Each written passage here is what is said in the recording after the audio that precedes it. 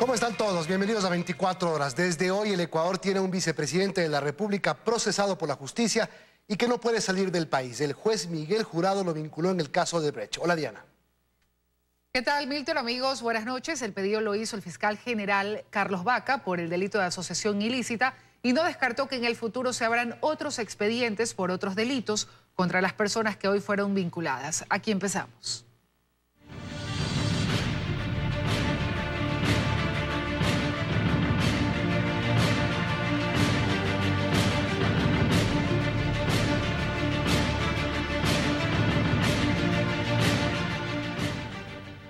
El vicepresidente Jorge Glass fue incluido desde este martes en el proceso penal que investiga el supuesto delito de asociación ilícita en el marco de la trama de corrupción de Odebrecht. En menos de una semana, desde la autorización de la Asamblea para el enjuiciamiento solicitado por la Corte Nacional de Justicia el viernes, hoy ya es un reo de la justicia. Los elementos sobre los cuales se basa el pedido de vinculación que efectuó Fiscalía son elementos que han sido ya públicamente establecidos y sobre la base de esta investigación tiene que esta concluir, lo cual no significa que no haya otras investigaciones abiertas respecto de la trama de Odebrecht, que son bastantes. El fiscal general, a más de la vinculación en el proceso penal, pidió la prohibición de salida del país del vicepresidente de la República. Su abogado, aunque reiteró la inocencia de Glass, agradeció al fiscal por no haber pedido prisión preventiva. Nos agrada que el fiscal general del Estado, ante la partidocracia que ha querido que haya una prisión preventiva, ha sido sensato el señor fiscal. El juez nacional Miguel Jurado Favara acogió en su integridad el pedido del fiscal. Vinculó a 11 personas en total al proceso por asociación ilícita, entre ellos Carlos Polit, excontralor, quien aunque está prófugo tiene orden de arresto domiciliario, al igual que Ramiro Carrillo, exgerente de transporte de Petroecuador, en atención a que tienen más de 65 años de edad. Otros 3 ecuatorianos y 2 venezolanos ex ejecutivos de PDVSA tienen prisión preventiva y los 4 brasileños, incluido el delator José Concienzao Santos, solo fueron vinculados. No hay medidas cautelares contra ellos en atención al acuerdo de cooperación eficaz que tienen con la Fiscalía Ecuatoriana. Se ha establecido medidas cautelares diferenciadas entre los procesados, lo cual conspira a la igualdad ante la ley. Y al dictársela contra el doctor Polit, hay un mensaje claro de que no quieren que regrese al país. En las próximas horas se emitirán las órdenes de prisión para los 3 ecuatorianos y los 2 venezolanos quienes tienen orden de prisión preventiva. En Quito, Freddy Paredes, 24 horas. Y el vicepresidente Glass se refirió a su vinculación en el proceso penal que investiga el supuesto delito de asociación ilícita en la cadena de noticias CNN en español. Yo no me escudo bajo candados constitucionales. Yo no huyo, Patricia. Yo estoy aquí en el Ecuador. Me tiene sin cuidado la medida cautelar porque yo no voy a salir del Ecuador. Yo voy a demostrar mi inocencia dentro del Estado de Derecho de acuerdo a las leyes ecuatorianas. Mi país no se merece tener un vicepresidente bajo la sospecha. Yo soy un hombre inocente. Yo he luchado contra la corrupción toda mi vida. Me están montando todo esto para afectar un proceso político que no han logrado detener en estos 10 años. No hay una prueba en mi contra. El juicio penal que enfrenta el vicepresidente Jorge Glass está en manos del juez de la Corte Nacional Miguel Jurado Favara. Se trata de un especialista en derecho penal y con algunas actuaciones polémicas en sus funciones. Quedan oficialmente posicionados de sus cargos. Miguel Jurado Favara fue uno de los aspirantes a fiscal general de la Nación en el reciente concurso que estuvo a cargo del Consejo de Participación Ciudadana. No obstante, se ha mantenido como juez nacional desde 2014, cuando fue parte de la renovación parcial de la Corte Nacional de Justicia. Se hizo juez con una calificación en el concurso de 96.2. En su hoja de vida se cuenta como especialista en los temas relacionados al área penal. Es magíster en Derecho Penal y Criminología, especialista en Derecho Penal y fue fiscal de Pichincha, Dentro de sus cargos se cuenta también que ha sido asesor de Gustavo Yalc y fiscal de la Unidad de Delitos Financieros. Entre los casos polémicos, Jurado fue parte del tribunal que desechó el recurso de casación de los excomisionados que analizaron los contratos del hermano del presidente Correa y que fueron condenados a prisión. Conoció uno de los casos del exministro de Deportes Raúl Carrión y uno de los relacionados a la rebelión del 30 de septiembre del 2010. En este último, Jurado fue quien condenó a Francisco Endara por la paralización de servicios públicos, cuando según la defensa de Endara, dentro del proceso se había demostrado que el procesado estuvo aplaudiendo. Jurado es ahora el juez del vicepresidente Jorge Glass. Fausto Yepes, 24 horas. El anuncio del presidente Lenín Moreno de una posible consulta popular genera reacciones de asambleístas que no temen volver a enfrentar sus argumentos en la arena electoral.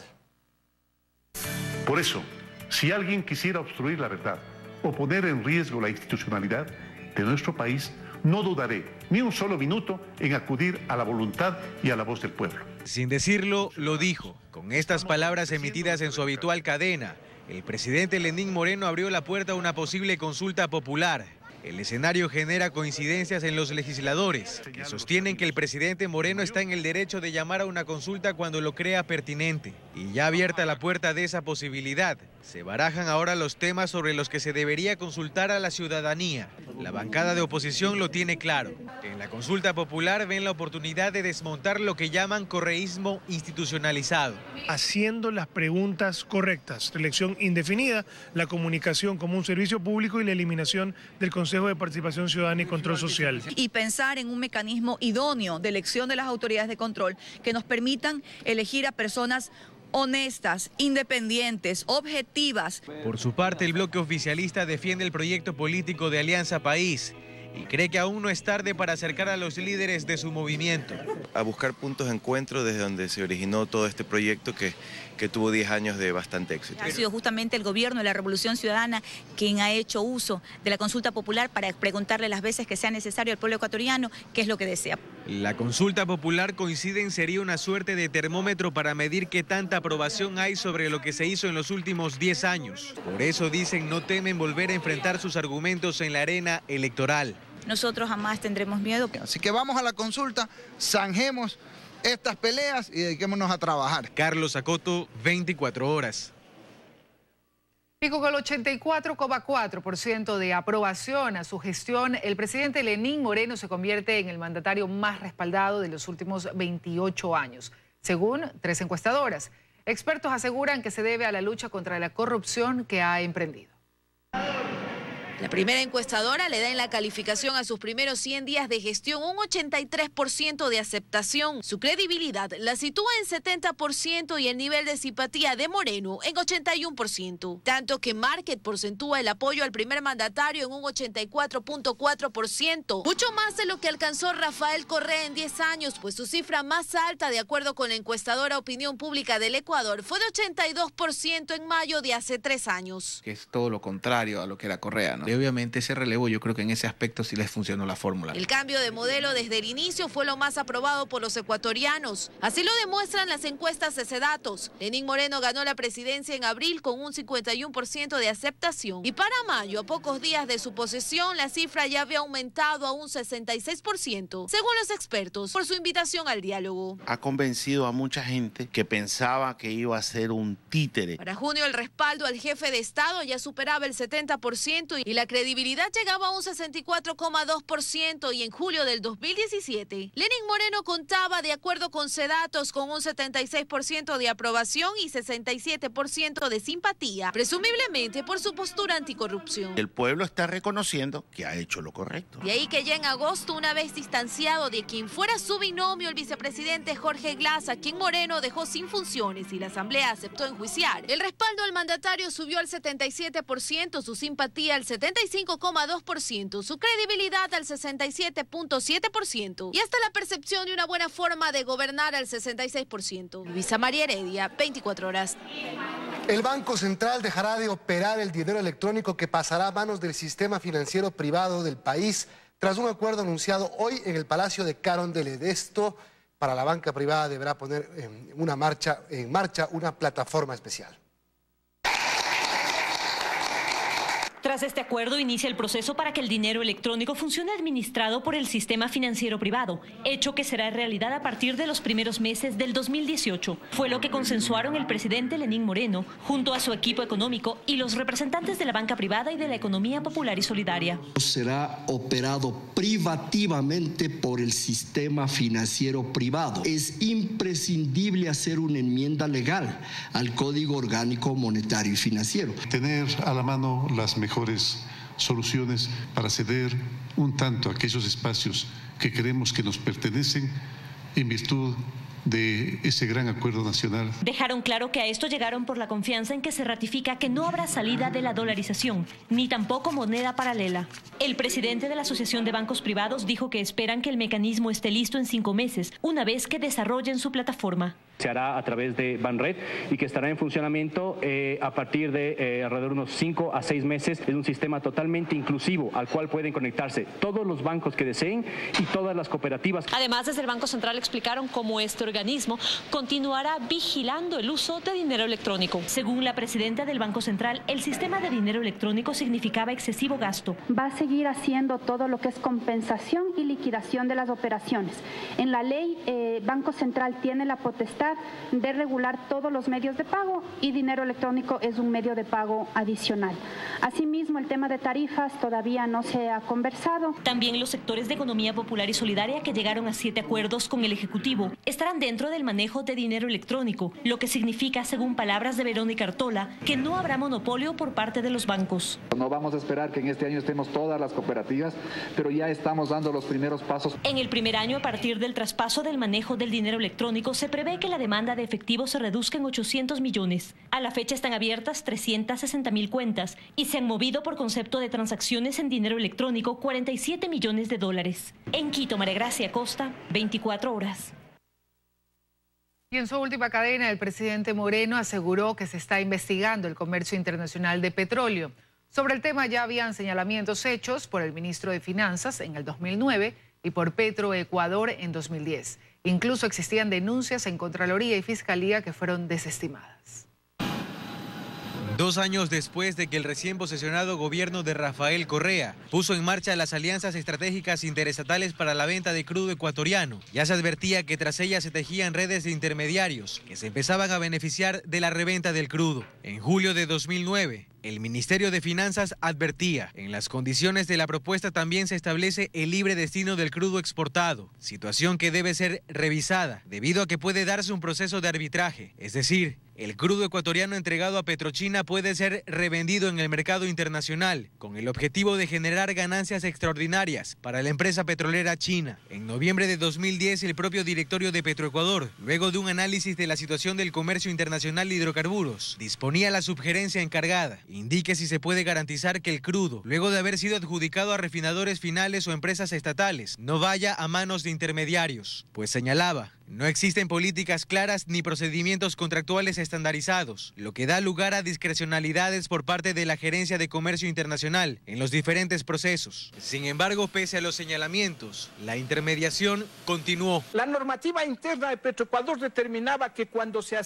hicieran contratos directos de venta directa entre empresas estatales, el destino del petróleo, el único destino posible del petróleo era el de las refinerías de la empresa pública compradora. No es que el crudo no se va un medio barril a la China, todo se queda en Estados Unidos, en el Caribe. Tras las empresas intermediarias, según Fernando Villavicencio, operarían personajes cercanos al gobierno del expresidente Correa. La justicia tiene que investigar que mientras el señor Rafael Poveda Bonilla, ministro coordinador de los sectores estratégicos, era parte del equipo de negociación con China, con Petrochina y el Banco de Desarrollo de China, su primo hermano era el que estaba endosando los cargamentos de crudo. En una misiva que Villavicencio envió al expresidente en 2013, adjuntaba este cuadro, donde se demuestra que los cargamentos de petróleo vendidos a la uruguaya ANCAP y a Petrochina fueron revendidos en Perú y en la costa oeste de los Estados Unidos. Esta información también fue entregada por el ex asambleísta Clever Jiménez, en Contraloría y en Fiscalía. Sin embargo, en ambas instancias las denuncias fueron desestimadas. En su última publicación en la revista peruana Caretas, Villavicencio sostiene que entre 2015 y 2017, 42 cargamentos de petróleo ecuatoriano, que fueron vendidos a Petrochina, Petrotailandia y Unipec, se revendieron en el puerto de Talara, en Perú, generando 51 millones de dólares que fueron al bolsillo de los intermediarios. El tema vuelve a tener vigencia tras las declaraciones que emitió el presidente Moreno en su habitual cadena semanal. Para ello estamos contratando auditorías y empresas de investigación especializadas para evaluar las obras en el sector petrolero, investigar el comercio internacional del petróleo, descubrir la probable ruta del dinero y recuperar esos recursos que tanta falta hacen al país. Mediante esta triangulación del negocio petrolero, Villavicencio asegura que al bolsillo de los intermediarios se han ido ya por lo menos 1.200 millones de dólares. Carlos Acoto, 24 horas. Con 131 votos, la Asamblea Nacional aprobó una resolución que condena la pesca ilegal en Galápagos. Según el Ministerio de Defensa, la flota de 300 embarcaciones que pescaban al sur del archipiélago se está movilizando hacia el Perú. Un total de 6.623 especies de tiburones fueron halladas en las bodegas del carguero Fuyuan Yuleng 999, tras la detención de la embarcación dentro de la Reserva Marina de Galápagos el pasado 13 de agosto. Y aunque se condenó con prisión de entre 1 y 4 años a la tripulación, así como al pago de 5,9 millones de dólares por reparación integral, este incidente se convirtió en precedente para evitar intromisiones similares. Debemos garantizar, por supuesto, que en este momento no vuelva a ocurrir lo que hemos lamentado y rechazado desde la Asamblea Nacional. Y es que la Asamblea Nacional aprobó por unanimidad este 29 de agosto la resolución que condena la pesca ilegal de especies vulnerables y protegidas en Galápagos. Pedirle a que se provea de los recursos necesarios de nuestras gloriosas Fuerzas Armadas. Lo que tenemos que hacer como país es fortalecer la gobernabilidad interna marítima y la capacidad operativa de nuestras instancias. Según un reporte del Ministerio de Defensa, la flota de casi 300 embarcaciones que pescaba en aguas internacionales al sur de Galápagos se direcciona hacia el Estado peruano. No obstante, las acciones de defensa del territorio marítimo ecuatoriano están en firme. También tenemos desplegados medios aéreos en la zona de aguas internacionales o alta mar y tenemos lanchas misileras en la zona del mar adyacente al continente. El viceministro asevera que se ha respondido ante todas las demandas, pero es necesario un cambio. Tenemos que mejorar la legislación al respecto, plantear reformas a la ley de policía marítima. Y es que asegura las acciones deben ser multidimensionales para exigir el absoluto respeto a la soberanía e instrumentos internacionales. Daniela Valencia, 24 horas. Seguimos. El presidente del directorio del IES, Richard Espinosa, no acudirá a rendir su versión en la Fiscalía dentro de la investigación por la supuesta alteración de los estados financieros de la institución. Aseguró que contrademandará a quien hizo la denuncia por maliciosa y temeraria. La citación está hecha para el jueves. Debe acudir a la Fiscalía a rendir su versión por el presunto delito de falsificación y uso de documentos falsos. Estoy verificando de qué es que se trata exactamente, para como me acaban de notificar reciencito nomás, para ver si nos dan una prórroga para entregar todo lo que quieran, encantados de la vida. Se trata de la investigación que ya sigue la Fiscalía por la supuesta desaparición de la deuda del Estado de las cuentas del IES. Espinosa no solo se defiende, él va más allá, pues demandará a quien puso la denuncia. Por denuncia temeraria, porque ya me enteré lo que está diciéndose. Está diciéndose que se ha firmado un documento, entonces me tiene que demostrar el denunciante. En septiembre del 2016, el directorio del IES resolvió dejar en cero un rubro denominado cuentas por cobrar al gobierno. Pero ahora incluso la Contraloría determinó que sí hay deuda, la que asciende a los 2.528 millones de dólares. Siempre dijimos que esa deuda era incuantificable. Esto lo decía en un conversatorio donde reiteró que el 100% de las medicinas están abastecidas en el IES, pero estas corresponden a las del cuadro básico. Al ser cuestionado sobre qué pasaba con los medicamentos de las enfermedades catastróficas, dijo esto. Ya no se trata de lo que diga una persona u otra. Vamos a las farmacias, vamos a las bodegas, les invito. En el salón recibió también preguntas por parte de los usuarios del IES. Esta llamó la atención. Tengo 2 años solicitando atención de un cardiólogo y no puedo coger la cita. Soy hipertensa, Leonor Vera Vergeles. Pero en minutos se resolvió el problema. Bueno, la señora Leonor Vera ya tiene cita para hoy a las 4 de la tarde, a las 2 de la tarde. Lo que también aclaró referente a las últimas renuncias hechas en el gobierno es que él se queda en el equipo de Lenín Moreno. Nosotros siempre hemos formado parte del proceso de la mano extendida de Lenín Moreno. Dayana Monroy, 24 horas. Más de media tonelada de droga decomisó nuevamente la policía en el puerto de Guayaquil. El alcaloide, valorado en 27 millones de dólares, fue encontrado en medio de cajas de banano y tenía como destino Europa. Los ladrillos del alcaloide fueron presentados en el puerto marítimo de Guayaquil, lugar donde los oficiales realizaron 2 operativos. En el primer caso decomisaron 22 bloques de cocaína en un contenedor que iba a transportar banano hacia Holanda. Tenía entre las paredes del sistema de refrigeración 30 kilos de cocaína que fueron neutralizados y que no se permitió esta salida. El segundo caso, decomisaron 582 paquetes de droga, los mismos que estaban ocultos en cajas de banano. La fruta contaminada tenía como destino Bélgica. La suma de estos 2 cargamentos nos dan una cantidad de 611 kilos de droga. Está detenido el representante de la compañía. Las incursiones fueron descubiertas gracias a la colaboración del CAN Antinarcóticos Rex. Este cargamento, de haber llegado a los países de consumo, hubiera tenido una cantidad aproximada de 27 millones de dólares. Cada bloque tenía las letras CFK. Por esta identificación, los agentes informaron que podría tener relación con otras incautaciones. Según estadísticas de la Policía Nacional, en lo que va del año, 8 contenedores han sido descubiertos con droga en medio de banano. Ojalá que se vayan aminorando, que es lo que la Policía Nacional quiere. Datos proporcionados por la Dirección Nacional de Antinarcóticos, de enero a la fecha, han decomisado 64 toneladas de sustancias ilícitas en todo el país. Paul Tutibén, 24 horas. Representantes de varias organizaciones sociales protagonizaron un cacerolazo la mañana de este martes en los exteriores de la Asamblea Nacional para exigir a la Comisión de Justicia el archivo de la reforma al Código de la Niñez y Adolescencia por considerarlo un proyecto regresivo de derechos y demandar una reforma integral que sea el resultado de un amplio consenso con todos los actores de la sociedad.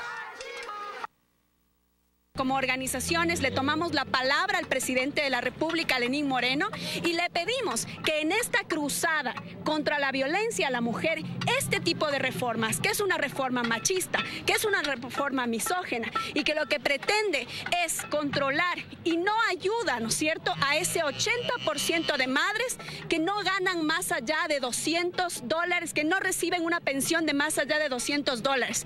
Quienes reciben una pensión de $601 en adelante no llegan a ser ni el 1.3% de la población. Y continúa la ayuda a los pasajeros venezolanos que sufrieron el accidente de tránsito en el páramo del cantón Colta de la provincia de Chimborazo.